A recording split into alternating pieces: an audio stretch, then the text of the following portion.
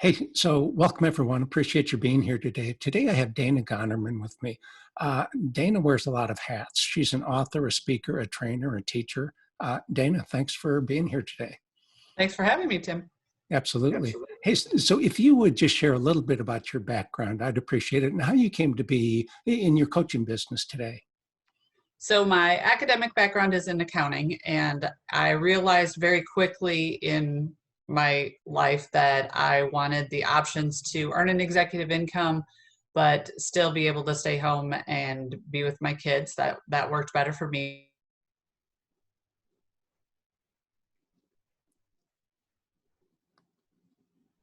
So I started their national trainers, and as I had done that for almost 15 years, I realized that I had done what I wanted to do with that business, and it was time to move on when my youngest went to college, and realized that what I loved the most was the development of people and being able to troubleshoot and put the pieces together for their business to help them be successful.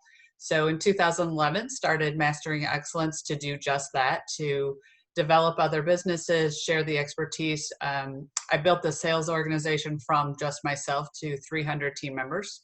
Wow. And so I had a lot of experience with different personalities, what helped them be successful, those key tools, how to teach and train both in marketing and sales and leadership development and all of those things. So I do everything from individual coaching, group training, in both in and on-site and virtually.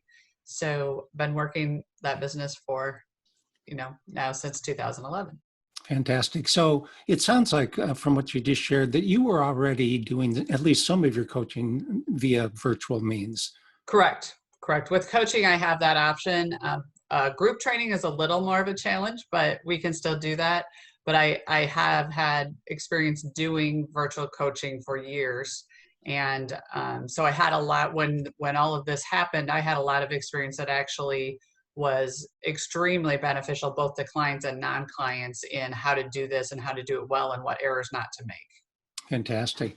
Hey, so I'm curious, Dana, what sort of challenges have you faced? Well, first, let me ask, did you work from home previously, or do you have an office that you go to, or is your office in your home?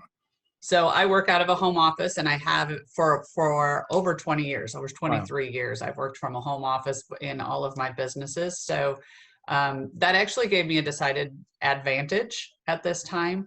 The challenges that I've faced are in this time of everyone being so uncertain, it's adjusting my marketing to being respectful of the stress and the anxiety, and how do you adjust the marketing, and when do you do a prospecting call, and when do you let it ride, and those types of things. I think a lot of people are running into that because you just don't know when to call and when not to call. And so, I found that balance of, you can't let prospecting just sit on the wall because we're in a pandemic, sit on the shelf. It has to keep moving, or you're going to have no business when you're done.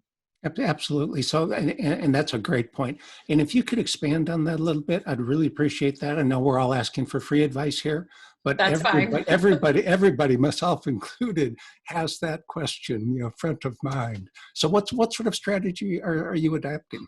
So the first thing I did is I looked at, okay, if I'm going to make the call and I'm the recipient of the call, that's what I always put myself in the recipient's role, right? If I'm getting a call from me, am I going to be in a frame of mind to actually hear what I have to offer? Or am I going to think this is a bad time, this is disrespectful? Now, you can't use this is a bad time as an excuse for not calling either. But there are definitely times, over 23 years of working out of a home office and having to do all of my own marketing, that you are better not to call and to move it to a different time. So historically, that's been things like, I've always taught teams and people, don't call for something big right before a major holiday. The 2 to 3 days prior to a major holiday, you're going to almost guarantee yourself a no. Yeah. Because their brain can't see past everything they have planned for that holiday. So you either do, if you're doing prospecting calls right at like the week before a holiday, you do them very early in the week, or you do them the week before and you have something else planned for that week. That doesn't mean you don't continue to work. You work all the way up to the holiday. But there's a time and a place that prospecting calls are going to be better received. So the transition now to the pandemic is, those first 2 to 3 weeks where the shelter in place orders went in place and some of the counties had one order and the state had one order, everyone's brain was so overloaded Yeah, and you bet. suddenly they had to be teachers. That was not the time to be prospecting. That's the time to follow up and check on your clients or your prospects that you've already made connections with in a truly compassionate, empathetic, caring way. But it's not a time to bring up, oh, hey, by the way, do you need a fill in the blank? Okay. Yes. So it's really, I think that's the big thing, is we have to recognize that the strategies aren't different. It's just the implementation of the strategy. So I'm curious, where do you feel that we are in that, along that continuum at this point? Do you feel we're starting to see, it feels to me like the mood is shifting a little bit out there, but what's your take? Correct. So I would actually, the mood shifted about a week and a half to 2 weeks ago, from that chaotic, frantic, reactionary mode to maybe this is our new temporary normal. And so people were better able to actually receive a call and a conversation. So I actually picked up some of those reaching out, prospecting new calls about a week and a half ago. I think you can continue to do that as we continue to get back to the new whatever normal is, but recognizing that that week that your area opens, again, is probably not the week to make a brand new prospect call. It may be a week to make a connection call, but not a new prospecting call. Give it a good week after that for people to resettle in, because everyone thinks they're just going to go back to the way it was, and that's not going to be the case. Yeah, so true. There's things at home that are going to have to change again. There's things in the office that are going to have to change. You're going to have different cleaning. You're going to have different shifts, all of that type of thing. So right now, it's a business as normal as far as prospecting and marketing. Fantastic. So I'm curious, are there some creative things that you've seen that either you're doing or you've seen your clients do that you think other folks could benefit from? So one of the things I did is actually get out of my own way. So I Oh, think good. I've seen quite I a few like that. clients that actually have gotten out of their own way in this situation, where things that we've maybe resisted doing out of being self-conscious, or you didn't have it perfected, we were in a new boat. You had to find a different method to communicate. So whether it's something like, I did do a series of videos, they don't look as great as yours, but they were a series of videos on how to work from home, because that was my I expertise. remember those and appreciated those, you bet.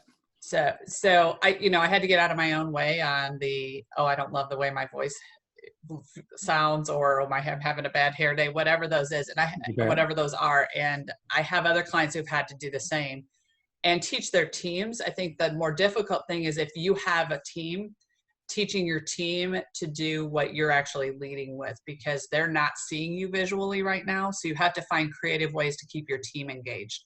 And some of my clients who have employees, that can be really difficult, because you're paying them to work 8 hours a day, and we all know they're not. So Sure. how do you keep Sure. them engaged? How do you keep them accountable? And so I've seen some things like one of my clients is doing some training through a scavenger hunt type of a process, which is Oh, really wow. fun, that one of their employees came up with, where, okay, here's your scavenger hunt. Now go use our training system and you have to find the answers.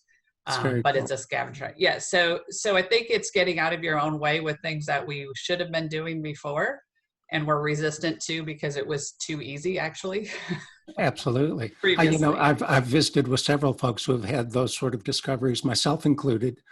I was at home before these stay-at-home orders. I rarely did a Zoom video call.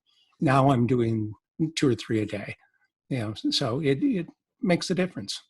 So the other thing I think that I people may continue to do is something, and I talked about this on one of my videos, but you're at home and you think you're isolated. You're not isolated. So I always encourage people to have a virtual coffee and have a virtual lunch. And the reality is, what happens at a coffee when you're normally at coffee? You both grab your cup of coffee, you sit across the table from each other, and you have a random conversation, You bet. business or otherwise. You can do that same thing on Zoom. You actually take less time to do it because you don't have the commute. And I think if people will implement some of those things moving forward, you'll actually have a broader reach, because geography won't limit your ability to go have coffee with someone or to go have Fantastic. lunch with someone. I did that the other day with someone. We had a blast at lunch. Yeah, And I fantastic. brought my lunch and we just had lunch together. And at the end of our hour, we went back on our way. So I think if people implement some of those things, it'll actually expand what they can do rather than go back to their old normal. Fantastic. So it sounds like you're thinking that even when things open up a little bit, some of these things will become a bit of a new normal, that will likely use these Zoom video conferences more frequently than we had in the past. I think if we're smart, we will, because it gives us a greater reach of connectivity. And now people are very comfortable and familiar with the different platforms, whether it's a Zoom or a GoToMeeting, they're much more comfortable. The thing we have to be careful of, though, is not just spitting information out in a webinar format, because people are going to get, I heard it termed the other day, webinar fatigue, which is a great way to put it.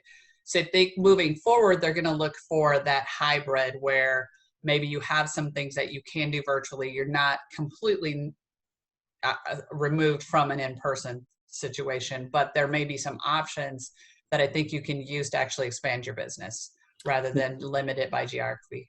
Interesting. Hey, so Dana, one last question for you. What has your personal routine, this applies both for personal and business, of course, but has your routine changed? Or again, you've got that advantage that you've worked from home for a long period of time, but how important with your clients, say, is it in terms of your advice to them in terms of keeping a regular routine, even though our normal routine has been turned upside down? So the routine is the key to your efficiency and your productivity. One of the things that I'd like to say is don't think it's a Saturday, which means the only amount of time you get to sleep in is the amount of time that you would have normally commuted. Get dressed, because your brain says I'm working today versus I'm sitting and doing gardening. So that routine is about the mental preparedness for the day. And we are going to go back to working, not all working virtually. So that transition back, it's kind of like when we start kids in school. If you don't start getting them back into the school routine of what time they go to bed and what time they get up until the day before school, that first week of school is going to be a nightmare. So maintaining that routine continues to tell your brain that you're employed and that you're working. And we have had to make some adjustments. We have a 4-year-old that the nanny can't come right now. Yes. So we're tag teaming how she's covered during work hours. So there are adjustments even if you have been working from home, but the routine is critical to your success. Awesome. Fantastic. Well, hey, Dana, thank you so much. I really appreciate you spending some time and sharing some of your wisdom with us. Well, thanks, Tim, for the invitation, and best of luck and stay healthy. All right. Same. Thanks. Bye.